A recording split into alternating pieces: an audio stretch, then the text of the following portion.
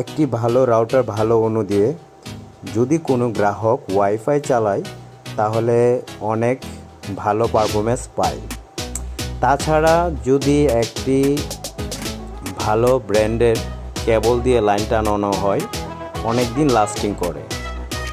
ঠিক আছে, একটা গ্রাহক সর্বোচ্চ ফেসিলিটিটা হলো তার কেবলের মানসম্মত তার এবং পাওয়ার লেজার, অ্যাকুরেট পাওয়ার লেজার থাকলে অনেক সুন্দর বাফারিং ছাড়াই আপনার ওয়াইফাই সংযোগটা ভালো থাকে, ভালো স্টেবিলিটি থাকে।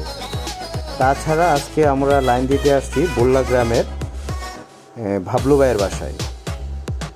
তো এটা হচ্ছে বাবলু ভাইয়ের বাসায়, বাবলু ভাইয়ের বাসায় হোমটি যে স্থাপন করতেছি, এটার জয়েন দেওয়ার জন্য প্যাসকোডের সাথে কাজ করতেছি।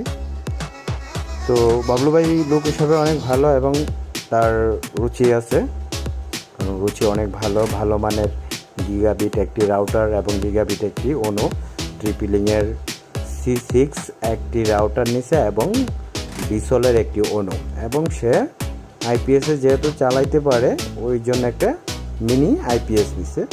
তো এটাতে লেখা ছিল 8 থেকে 10 ঘন্টা ব্যাকআপ দেবে। তো ওভারঅল এটা ভালোই হবে। তো ওয়াইফাই সংযোগের জন্য সবসময় ভালো সার্ভিস পাওয়ার জন্য ভালো মানের রাউটার এবং ভালো মানের অনু হলে লাইন চালানোর যে এক্সপিরিয়েন্সটাই অন্যরকম হয়। তাই সবসময় চেষ্টা করবেন গিগাবিট রাউটার এবং